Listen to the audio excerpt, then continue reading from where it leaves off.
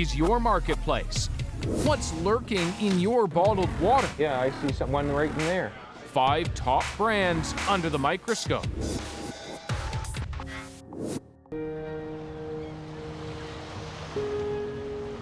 We've got 20% of all the world's fresh water just in this country.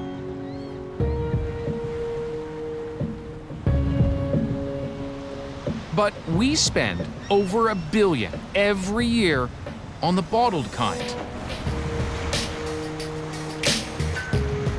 So, we're going shopping in 4 cities across Canada to test what exactly we're drinking.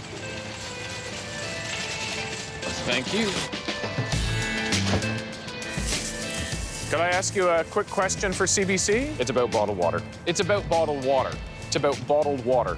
And we're asking, why do we drink so much of it? I'll take a bottle of water to work with me.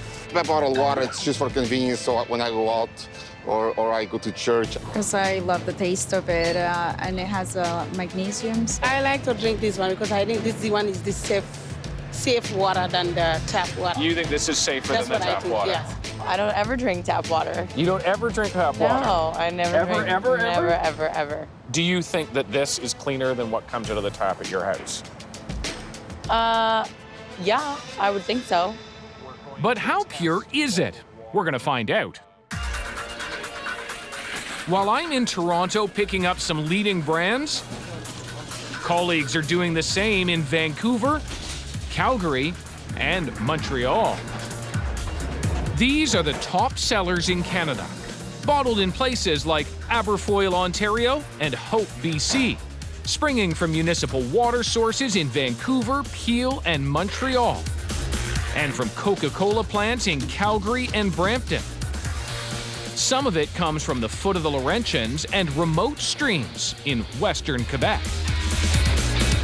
It's all ending up here at McGill University, at a lab that specializes in water quality protection. Natalie Tuvenji and her team are going to try to figure out if bottled water is as pure as the marketing suggests. So we brought you bottles of water from different places across the country, different brands. How long does it take to actually do all that testing? Well, it's definitely going to take us several weeks. We're going to add a dye to each bottle. We're going to filter that water, and then we're going to look at it under the microscope. We've asked them to look for any signs of plastic contamination, especially microplastics, small pieces of plastic debris in our environment, all there because of all of us. Like when we wash our clothes and they shed plastic fibers, the daily wear and tear from our tires, the breakdown of bottles and bags, trillions of tiny particles causing some very big worries.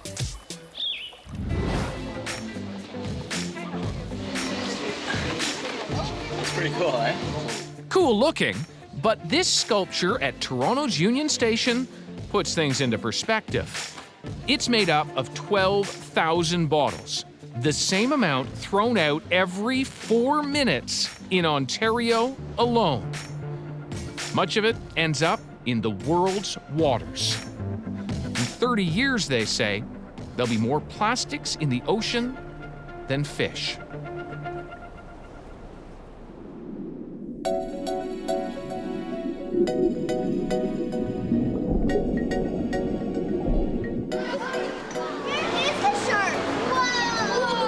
Kids are learning about our impact on marine life here at Ripley's Aquarium in downtown Toronto. It's an amazing setting to underscore what's at stake. And it's actually really bad for animals. Does anyone know what that is?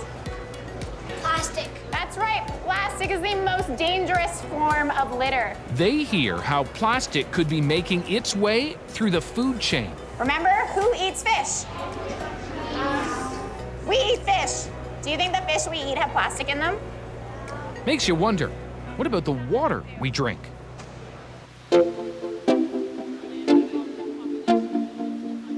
I catch up with Ripley's diving team to hear more. I haven't been diving in a few years, so it's, I've got to sort of have it all come back to me, yeah. They've experienced firsthand the threat plastics pose in the wild. You ever seen plastic in the water? I have. Unfortunately, even in the most remote places that you think you're far away from all the land of all the populations, you will still find plastics, unfortunately. I get it.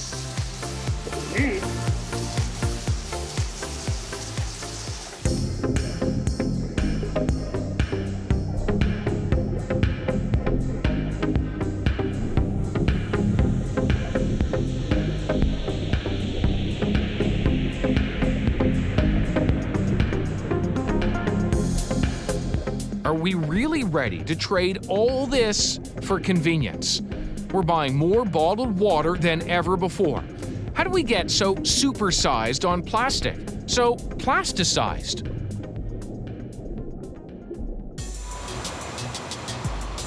To find out, I'm hitting the bottled water aisle with Allison Hunt. So you have done every kind of marketing for every kind of product, seemingly.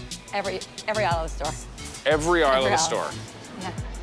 She's a consumer researcher and former advertising exec who helped launch bottled water into Canada in the 80s. Now that you've done that, what do you think of it? I think if we knew then what we know now, we wouldn't have been as excited to work on the product. Now, what does that mean? Well, now that we're in a different climate, I don't think bottled water today would be launched. I can't imagine the meeting there would be like, what if we put tap water in bottles? The rise of bottled water can be traced to the late 70s and this ad campaign for Perrier.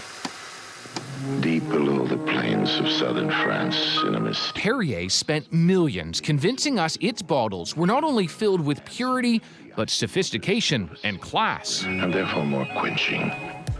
Allison Hunt's team took a similar path. The campaign that was launching the bottled water brand was about purity. And once that was established, then it was to make it a badge product that you look kind of cool drinking. Really, no one was drinking bottled water. And so the second campaign was about just putting the bottle in situations with interesting-looking people who just so happen to have a bottle of water with them. Big Water is still pushing the purity angle in TV commercials and on social media. And on their own labels, they pay big bucks to get those front and center in convenient places. Funny thing is, in some cases, the water we buy practically is tap. Dasani, for instance, acknowledges it uses local water supplies, while Aquafina's label says public water sources. It's then filtered to become the taste of purity. Well, their profits are sure pure because we regularly pay dollars for something that costs them pennies to produce. It's been called the marketing trick of the century. Would you agree with that? Well, in a way, yes, because it could come out of your tap and you could put it in a bottle, but you pay really high margins on it. You know, on some level, it doesn't seem rational. Who said people are rational? Yeah. Marketing serves to rationalize behaviors. To give you the sense, yeah, this is a good idea. This is what you should do. Yeah, or this is a weird sentence, but you shouldn't not do it. You shouldn't not right? do It's it. like, why not? Water's good for you. That's the paradox of bottled water, is that what's in the bottle is so good for you, and the package it comes in is so bad for the environment. We're at McGill University in Montreal, where they're testing top brands of bottled water. Natalie Tavenchi and her team have been searching for signs of microplastics. A special dye is mixed into the water, then carefully filtered. The aim is to catch any foreign particles like plastic. From there, a microscope and some CSI-type equipment try to pinpoint the particles. You should be able to see some particles by eye. Oh, yeah, I see one right in there. Yeah, and there's another one there.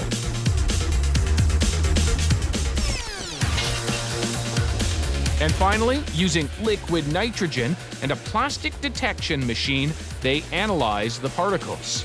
That little tip there is going to be right on top of our particle. It's going to touch the particle? Yes. And then it can tell you what it is? Exactly. A waveform is created, which is then matched to known plastics. The verdict? The graph of this particle shows us these three peaks, which are very characteristic of polyethylene terephthalate, which is the material of the plastic bottle. PET. PET.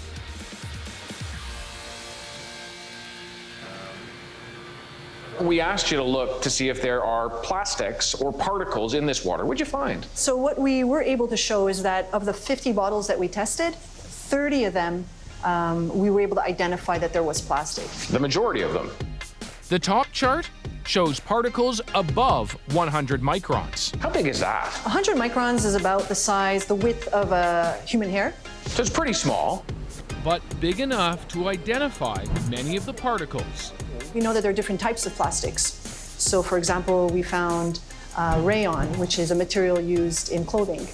And we found polyethylene, which is a material used for making plastic bottles or caps. Surprisingly, they even found plastic in the glass bottles they tested. This company sells water in both plastic and glass. Exactly.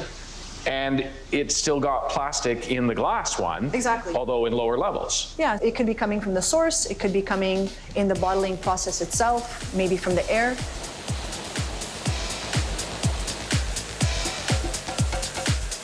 The question of how particles get into bottled water is just one of many mysteries surrounding this story.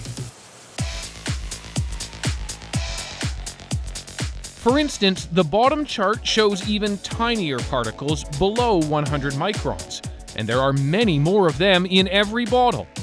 But why? And what are they? Yeah, these super tiny ones, I mean, 2,250 in one bottle, 1,100 in another. Do we know if any of them are plastic? So we were able to show using a very specialized technique that some of these particles are in fact plastic. We don't know how many of them, but we can indeed say now that some of these particles are plastic. It's preliminary, but tiny plastic particles are in at least one of the bottles, bigger plastics in 30 of them.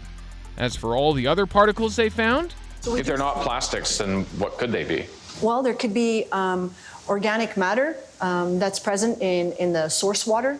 It could be dust that potentially gets into the bottle because dust would contain different organic components. All of the 5 brands that we tested sent written statements stressing how seriously they take food safety, quality control, and filtration. Most of them acknowledge that microplastics are everywhere now and say they want to be part of the solution. Bottom line, they say, their water is safe.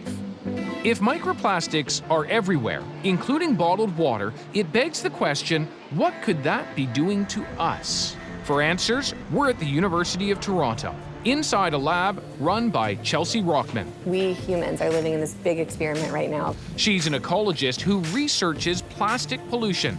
More often than not, microplastics. Where are we seeing them? So we started out in the middle of the ocean. Now we see them in lakes, in rivers, in bays. We see them in our seafood. We see them in animals at every level of the food chain. Should we as humans be concerned? So for human health, we really don't know. The theory is that this is dependent on size. If a particle is less than 150 micron, evidence suggests that they might leave our gut and head into different organs, different parts of our body. And we are seeing particles of that size. When we have fed microplastics to animals, we have found things like liver toxicity. So the beginning of tumor promotion in the liver of a fish that's been exposed to microplastics for 2 months. But when it comes to humans, we just don't know. Rockman says much more study is needed, and soon. For me, it's something showing us that the mismanagement of our waste and our large use of materials is coming back to haunt us in our own food and on our own dinner plate. So hopefully that's enough for people to listen, to have some sort of wake-up call, to rethink the materials that we use and rethink our waste management system.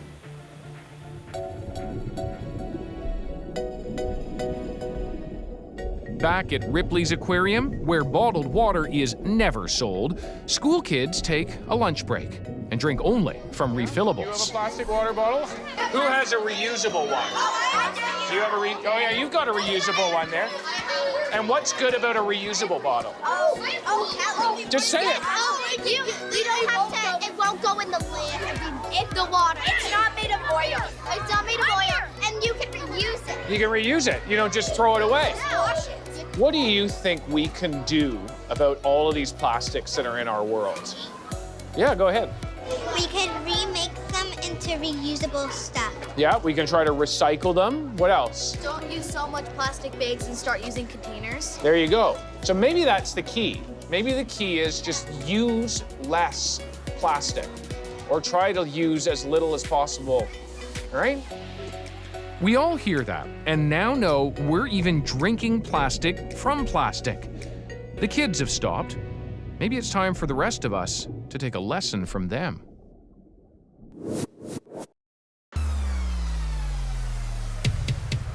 In a world where it's getting tougher to tell the difference between a real deal and a real scam, these companies are scammers. where it feels like big business is against us, a world full of terms and conditions, The debt just keeps on piling on, and it's very dangerous. we got you. We're gonna pay them a visit, ask in person.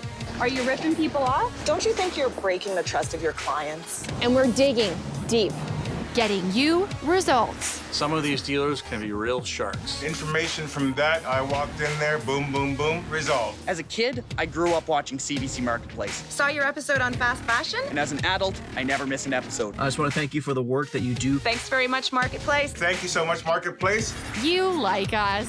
But what do you think we should investigate next? The price of cell phones? More on the insurance. Insurance. The scams at the mechanics? Send us your emails, your tweets, find us on Facebook.